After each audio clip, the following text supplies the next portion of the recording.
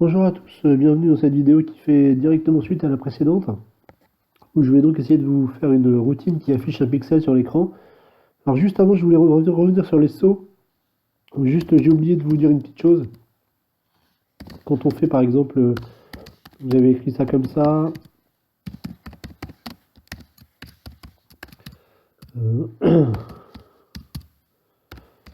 Voilà, le bras là on l'écrit en absolu. Et donc l'assembleur va calculer en relatif combien il doit mettre dans l'instruction. On a vu ça à la vidéo précédente. On peut aussi écrire, nous, dans l'assembleur en relatif, grâce à étoile. Le étoile remplace le programme counter, c'est-à-dire l'adresse de l'instruction actuelle du bras. Donc il faut faire la bras plus 6, étoile plus 6 pour aller à fin. Alors on ne peut pas écrire PC plus 6. PC correspond, on ne peut pas faire ça. On ne peut pas utiliser directement le programme counter, il faut remplacer par étoile. Donc là, pourquoi plus 6? Parce qu'on part du début de cette instruction bras, donc cette instruction prend 4 octets. Donc 1, 2 pour le bras, 1, 2 pour le déplacement, 1, 2 pour le move Q. Donc on est bien à plus 6. Et l'assembleur sait qu'il écrira 2 de moins dans l'instruction. Si on assemble ce programme et qu'on le désassemble aussitôt, il met bien 004 dans l'instruction comme on a dit. Donc si vous voulez écrire en relatif comme ça, vous comptez simplement le nombre d'octets que prend chaque instruction au moment de votre bras. Donc là, le bras, c'est 4 octets. Là, le move Q, c'est 2 octets. Hop là. Donc entre run et fin, il y a bien 6 octets, donc il faut faire bras étoile plus 6. Voilà. Bon, maintenant, je vais charger donc notre fichier startup, dans lequel je vais essayer de faire une routine qui écrit un pixel sur l'écran. On va l'appeler plot pixel par exemple. Alors on a dit que dans D0, il y aurait le X, position X, et D1, position Y. Voilà. Donc on va déjà mettre le RTS, et on va déjà l'appeler là. Alors à la place de nos deux moves pour faire des traits, on va faire un move.w, je sais pas, on va mettre 10,0. Move.w 100,d1 et VSR plot pixel.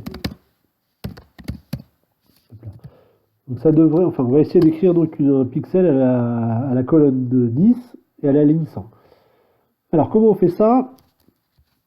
Il faut d'abord trouver l'octet dans lequel va se situer notre pixel déjà. Donc si je reprends mon image de moniteur, on est dans le playfield ici, de l'Amiga. Vous vous rappelez, il y a 8 pixels par octet, il y a 40 octets par ligne. Donc déjà, si on veut être à la ligne 100, premier octet, là c'est assez facile, il faut rajouter 100 fois W sur 8. 100 fois le nombre d'octets qu'il y a dans une ligne. Donc pour la ligne, il suffit qu'on écrive. Alors, on va utiliser l'instruction mulu, multiplication. Alors, il faut aussi que dans notre plot pixel, on ait l'écran, l'adresse de l'écran. Donc, on va mettre ça dans A0. Adresse de l'écran, en débit de plane. Donc, on va mettre, avant de faire un appel à, on va mettre li screen virgule 0. Donc, on va utiliser l'instruction mulu qui sert à multiplier. Donc, on va multiplier par. On va multiplier A0, pardon, D1 par W sur 8. Donc on va multiplier par W sur 8, D1. Et le résultat sera dans D1. Donc on peut déjà faire ça et voir quel résultat on a dans D1 en appelant plot pixel. On va assembler. Là j'ai fait une bêtise. J'ai pas mis de point virgule. Voilà. Et je vais passer une petite ligne là. Alors dans D1, on a FA0, ce qui nous fait 4000, c'est bien égal à, donc W sur 8, ça fait 40 fois 100, c'est bon. Donc là, mulu, c'est une instruction, ça veut dire multiplication non signée. Donc on n'utilise pas le fait que le chiffre soit signé ou pas, on multiplie donc par 40, ici 320 sur 8, la valeur de la ligne qu'on a mis dans D1. On est bien d'accord? Il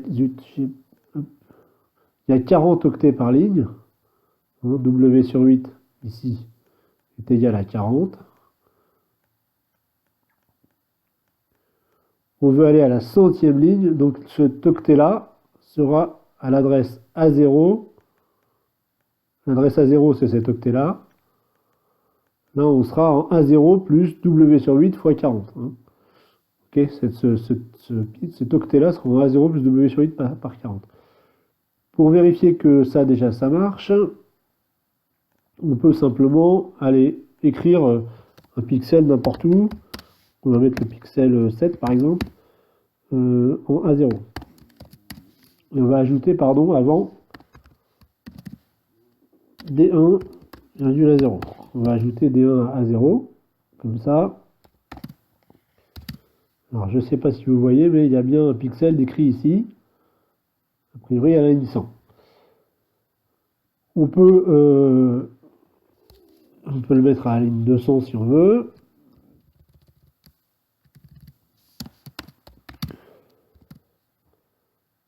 Alors, j'ai déjà dû faire une erreur. Je sais pourquoi j'ai fait une erreur, excusez-moi.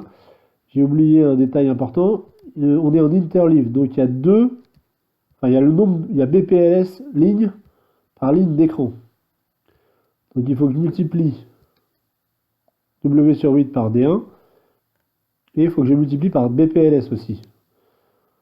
J'espère que vous vous rappelez. Voilà. Donc là, on est bien en 200 ici. Et si on met 100, j'espère que vous voyez pourquoi. Hein. Comme on est en interleaved, je vais refaire encore un petit peu l'explication. Comme on est en interleaved, ici, pour la première ligne d'écran, il y a en fait deux lignes d'octets en mémoire. Une première ligne d'octet qui correspond au premier bit plane, et une deuxième ligne d'octet qui correspond au deuxième bit plane.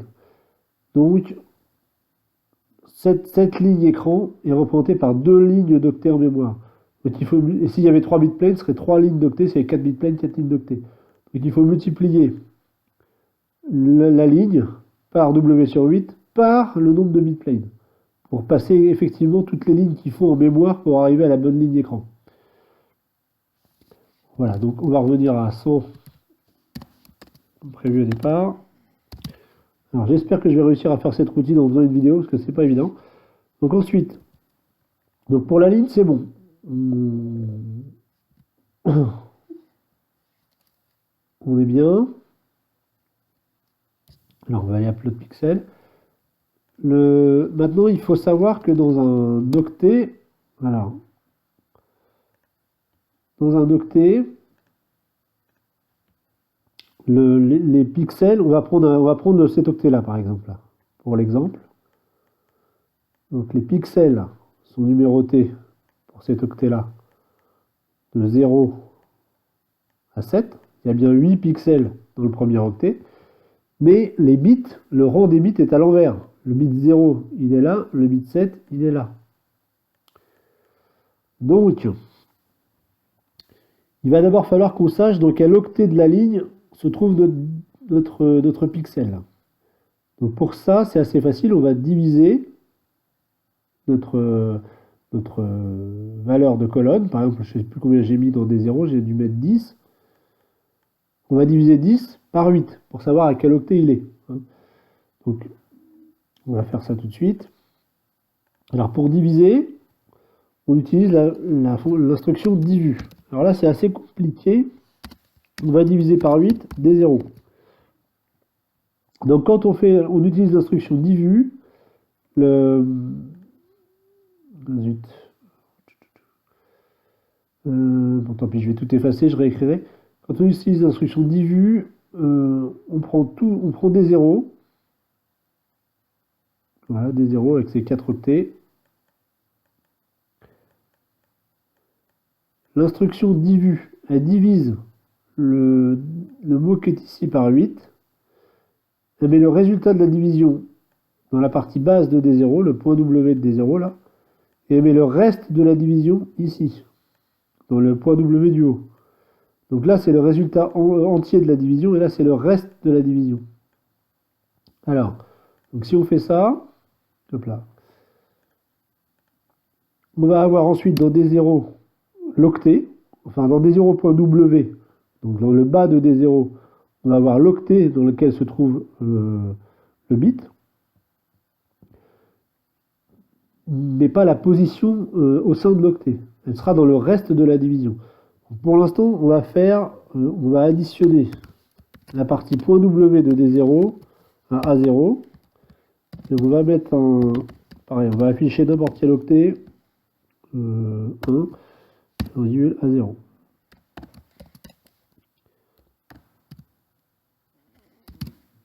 Donc on se retrouve, alors je ne sais plus combien j'avais mis dans D0,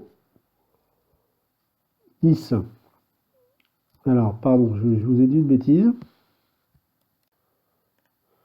Ce qui ne va pas dans ma formule, là, c'est que divu va diviser les 32 bits de D0 par 8. Alors là, j'ai mis un move.w10 dans D0, et avant, j'avais mis un move.l dans D0. Donc il reste quelque chose dans le mot du haut de screen. Donc il faut qu'avant que je lance cet appel, il faut que je mette tous les 0 à 0. Voilà, je mets un move Q0,D0. Comme ça, je vais bien diviser que le 10 par 8 ici. Donc ça me donne bien un pixel allumé dans probablement le deuxième octet de l'écran, à la ligne 100. Donc maintenant, il faut savoir où on se trouve dans l'octet.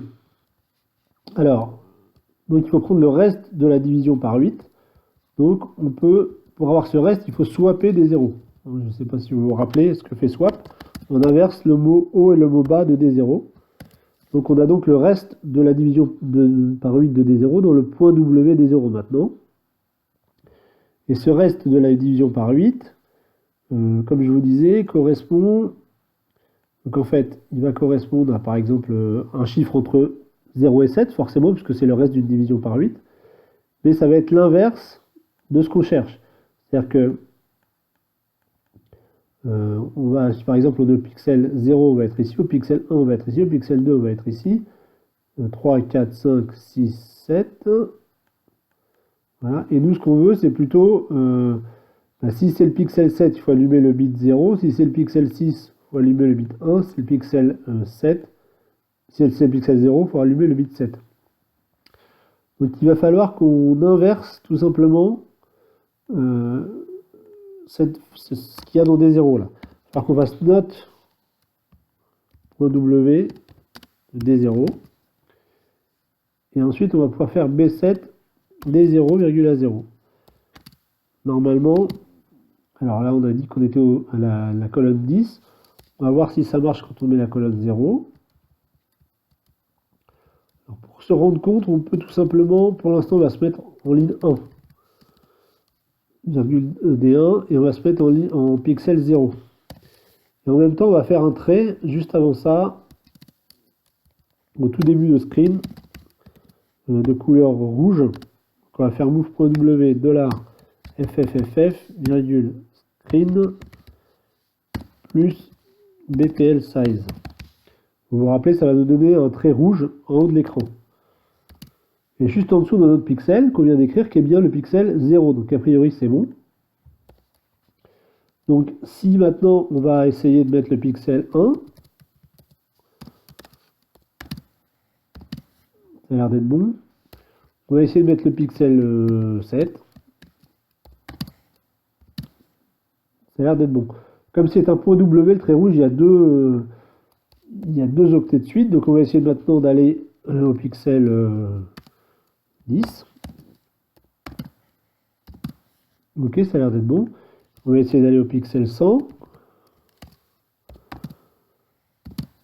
Ok, ça a l'air d'être bon. On va essayer d'aller au pixel 100, ligne 100. Ça a l'air d'être ok. Si vous avez du mal à comprendre pour le note là, euh, je sais pas s'il faut que je détaille ça, c'est plus des mathématiques ou de la logique que de la programmation. Euh, j'ai mis un peu de temps moi, à comprendre pourquoi le note ça marchait. Je vais prendre peut-être que sur deux octets ou deux 3 bits, par exemple, on va prendre le bit 0, le bit 1 et le bit 2 dans un octet. Si vous avez ce bit-là 1, ce bit-là 1, ce bit-là 0, donc vous êtes en valeur 1, 2, 4, hein, en valeur de bits. Ça c'est le rang, ça c'est la valeur du bit. Donc si vous faites un note, là vous avez une valeur de 6 hein, dans ce bout d'octet là. Si vous mettez ça à 0, ça à 0 et ça à 1, et vous avez tout ce que peut contenir 3 bits moins ça. C'est-à-dire 3 bits au maximum, ça vaut 4, 5, 6, 7. Donc vous allez faire, si vous inversez ça, vous allez faire comme si vous aviez 1, 1, 1, moins 1, 1. D'accord? Donc il vous restera que 1. Donc le note de ça, ça va être égal à 7 moins 6. Si on avait eu 4 bits, donc on aurait un rang 3 ici et 8 ici, le note de 4 bits, par exemple de 1, 1, 1, 0, ça serait égal à 1 aussi, ça sera un note de 8 et 4, 12, 14, 8 et 4, 12, 13, 14, 15, moins 8 et 4, 12, 13, 14. C'est comme ça que fonctionne le note. J'espère que c'est clair. Bon, je vais peut-être pas trop détailler ça parce que ça relève pas vraiment de la programmation. Alors cette routine-là n'est pas du tout optimisée, hein. Dès qu'il y a des mulus et des divus, de toute façon, c'est pas optimisé. Ça prend énormément de temps au processeur de faire des multiplications et des divisions. Alors, comme c'est des tutos pour débutants, pour l'instant, je ne traite pas du tout l'optimisation. J'ai rien fait d'optimisé depuis le début. Mais c'est passionnant l'optimisation de la programmation sur 68000 et j'espère qu'on pourra y venir dans des vidéos à venir, mais c'est vraiment quelque chose de super chouette. Par exemple, là, il y a une façon assez simple d'optimiser ce qu'on est en train de faire. Au lieu de diviser par 8, vous vous rappelez qu'on peut faire un ROR, un LSR, pardon. Hop là. Si on décale des 0 de 3 vers la droite, on va le diviser par 8.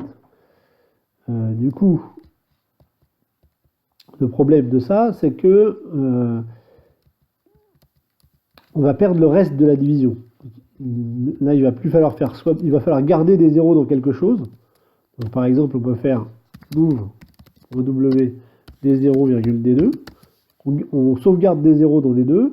On divise des 0 par 8. Donc là, je vais écrire ça. On sauvegarde des 0 dans D2.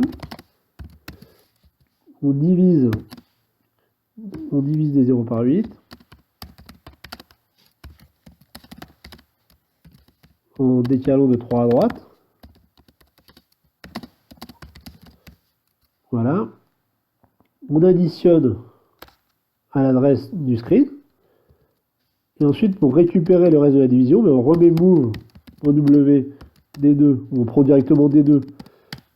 On va AND D2 avec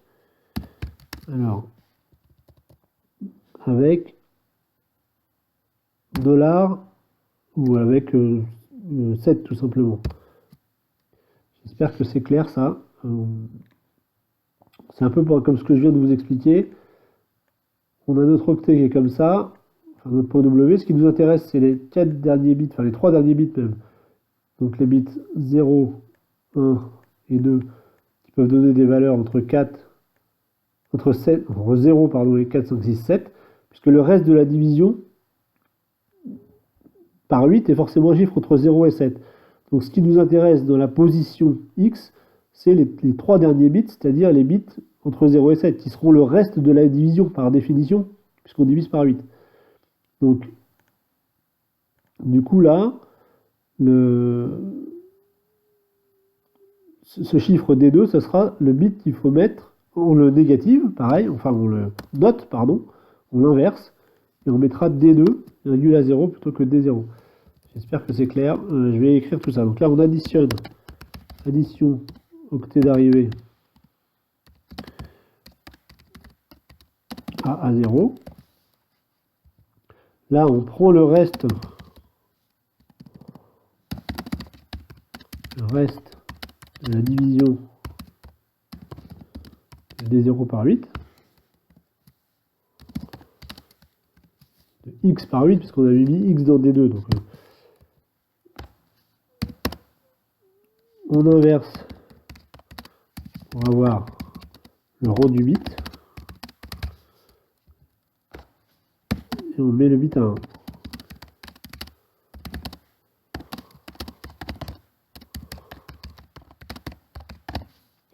Donc, on va vérifier que ça fonctionne toujours, mon histoire, ça a l'air d'être bon. On va refaire notre petit test tout en haut. Donc là, c'est déjà beaucoup plus optimisé. Pour enlever le mulu, là, il y a aussi une solution d'optimisation, c'est de faire une table d'adresse pour chaque ligne. Bon, on ne va pas aller jusque-là pour l'instant. Donc on va mettre à la ligne 1 pour vérifier que ça marche. Et on va mettre le pixel 1, par exemple. Ça a l'air d'être bon, c'est juste en dessous de notre trait rouge, après un pixel rouge. On va mettre le pixel 14. Ça a l'air bon. Ok, on va déjà sauver ça. Alors là, on dit qu'on a fait tout le boulot. En fait, non, puisque là, on affiche un pixel systématiquement dans le premier bitplane. Donc ce sera forcément de couleur rouge. Mais il y a 4 couleurs disponibles, puisqu'on a 2 bitplanes. Puis s'il y avait 3 bitplanes, il y aurait 8 couleurs disponibles. Puis s'il y avait 16 bitplanes, s'il y avait 4 bitplanes, il y aurait 16 couleurs disponibles, etc. Donc il va falloir qu'on prenne ça en compte aussi. Alors comment on va faire? Là c'est un peu plus compliqué. On va sauver D0 dans D3 ici plutôt, excusez-moi. Et là on va mettre D3, hop là, D3, D3, D3. Ça ne devrait rien changer. Et comme ça on va envoyer la couleur dans D2. On va mettre ici, couleur dans D2.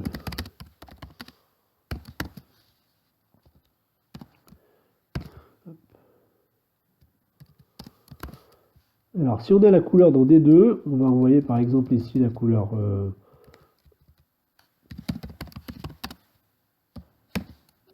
2,D2. Donc la couleur 2 qui doit être la couleur bleue, si je ne dis pas de bêtises.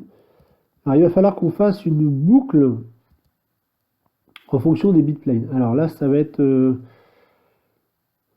vais essayer de le programmer en même temps que vous. C'est assez difficile de ne pas faire d'erreur. Il faut mettre le nombre. Il va falloir qu'on regarde si les bits sont à 1 ou à 0 dans D2, dans le registre qui porte la couleur, autant de fois qu'il y a de bitplanes à l'écran. Donc, il va falloir qu'on, par exemple, on va faire une boucle en mettant le nombre de bitplanes de l'écran dans D7. Ensuite, on va faire un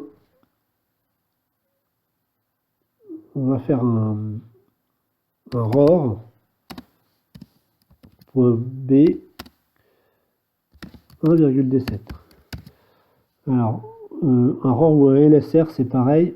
Je ne sais pas si j'ai gardé dans le...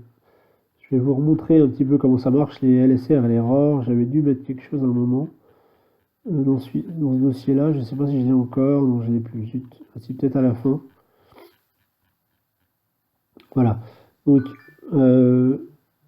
LSR ou ROR, j'aurais pu mettre dans LSR aussi, ça aurait été pareil. Quand ils sortent, quand il y a un bit qui sort à droite, il est mis dans le bit carry du statut register du 68000. Je ne sais pas si vous vous rappelez de ça, j'en avais parlé dans une des premières vidéos. Et c'est pareil avec le ROR. Il est mis dans le carry et il est remis au début, enfin à l'autre extrémité avec un ROR. Donc je ne vais pas faire un ROR, c'est plus compliqué. Avec un ROR, quand on fait sortir un bit à droite, on le remet à gauche. Donc ça tourne dans l'octet, le mot ou le long mot. Avec un LSR, ça sort, mais on ne le remet pas à gauche, on met un 0 à gauche. Donc on va faire un LSR plutôt qu'un ROR, ce sera plus simple. Donc, quand on est au premier tour de boucle ici, on regarde le premier bitplane. Le bitplane 0. Le bitplane 1, pardon. Si donc ce qui est sorti et qui a été mis dans le bit carry, Si c'est à 1, il faut écrire dans le premier bitplane. Sinon, il ne faut pas écrire. Donc on va tester le bit carry. L'instruction c'est branch if carry clear ou branch if carry set. Si c'est effacé, s'il y a 0, on va aller à suite. Suite plot par exemple. Hein, puis là on va mettre suite plot ici. Par contre, si c'est pas effacé, on va pouvoir mettre le bit D3 à 0. Alors on va enlever ici. Tac.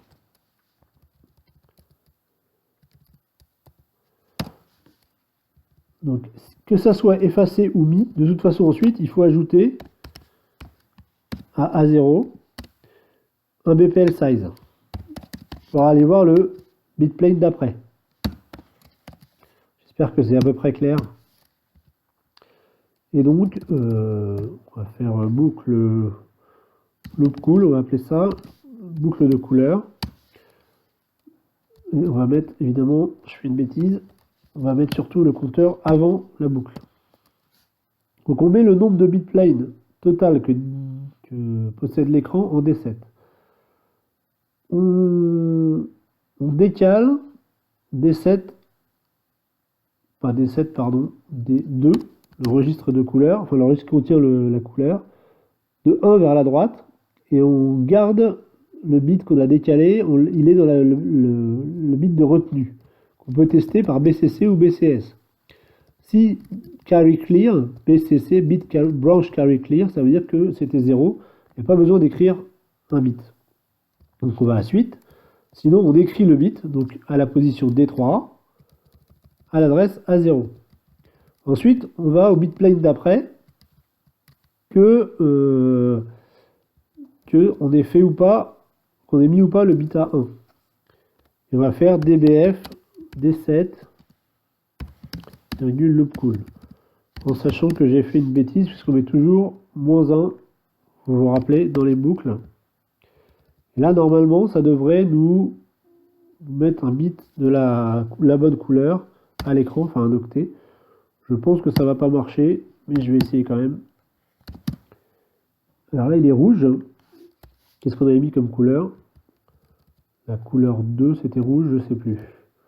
On va aller vérifier ça. On va essayer en faisant la couleur 1, qui devait être la qui est blanche. On va essayer la couleur 0. On devrait avoir rien du tout à l'écran. C'est bon. On va essayer la couleur 3, qui devait être la couleur bleue. Ça marche. Alors, je ne sais pas si vous voyez sur la vidéo YouTube, mais il y a bien un petit pixel bleu. Donc, a priori, ma routine est bonne. Ce qui est assez incroyable que j'ai pas fait d'erreur. Bon.